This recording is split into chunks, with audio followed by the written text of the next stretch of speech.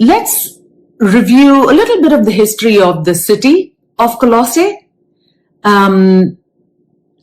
It's really helpful for us to understand, what was the context in which Paul wrote the letter, what were the prevailing cultural norms, what were the philosophies, what did the people believe in, were there any errors that Paul had to contend against, because that gives us some perspective as to the situation that the church was facing at the time that Paul wrote the letter. Now, Colossae, as you will see from this map here, is right here. There is Laodicea, Hierapolis. You're looking at a map of the New Testament churches. So at this time, there were a variety of philosophies. There were a lot of influences, cultural influences in these cities. There was the Jewish influence. It was an ancient Phrygian city.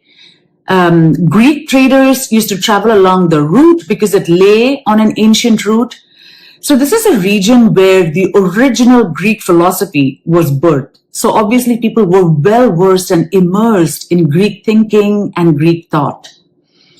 So the church that was founded by one of the believers had to deal with a lot of issues. They had to deal with Gnosticism, which is a philosophy that says that you need to have access to hidden knowledge or to mystical or supernatural knowledge, which is a prerequisite for achieving salvation. And as Christians, you will know that this is so contrasting to what is taught in the New Testament by Paul and the other apostles. So these believers, some of them also struggled because of their Jewish background, trying to understand the place of the law and of dietary regulations and rules. And they felt bound to a lot of rules and regulations without truly understanding how they are fulfilled in Christ Jesus. Now, this city, although at one time it used to be very important, by the time of Paul's writing in AD 61 to 63, both its population and its cultural significance was on the decline. Paul is writing to a church, like I said earlier, this is a young church. His advice is very pertinent to a young church.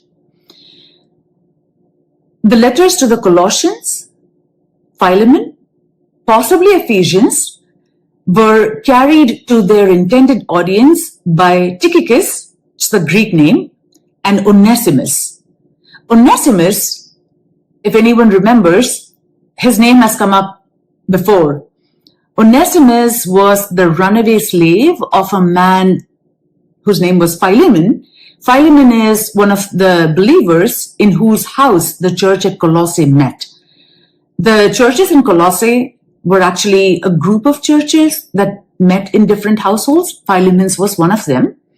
And he had a slave. His slave ran away from him, Onesimus, which according to Roman law is an act deserving of death. However, Onesimus meets Paul when he's in the prison in Rome, and Onesimus accepts the gospel, becomes a Christian, and now he's a believer in Christ. So he's now an equal. And, Paul is writing to Philemon to persuade him to take back Onesimus, to forgive him, and to treat him as his equal, which he is, as a brother in Christ. So it's very fascinating. And towards the end, I want to talk about the implications of what this means. What about the church in Colossae? We spoke about the city of Colossae. You're looking at two pictures here. They're just pictures of some ruins. One is from Laodicea. The other one is Hierapolis. Hierapolis, interestingly, had a lot of religious significance. It has beautiful white cliffs. It's because of its unique mineral composition. And it also had these hot springs flow at 95 degrees.